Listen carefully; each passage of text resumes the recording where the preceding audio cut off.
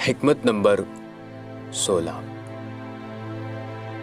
وسئل علیہ السلام عن قول الرسول صلی اللہ علیہ وآلہ وسلم غیر الشیب ولا تشبہوا بالیہود فقال علیہ السلام انما قال صلی اللہ علیہ وآلہ وسلم ذلك والدین كله فأما الآن وقد اتسع نطاق وضرب بجرانه فامرؤ وما اختار۔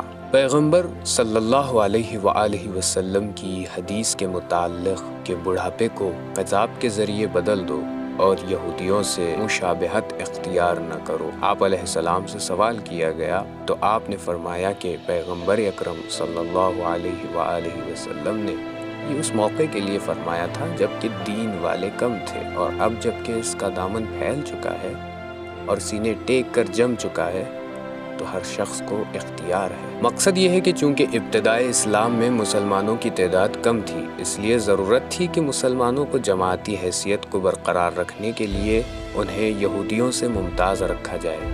اس لیے حضرت نے خضاب کا حکم دیا کہ جو یہودیوں کے ہاں موسوم نہیں ہے۔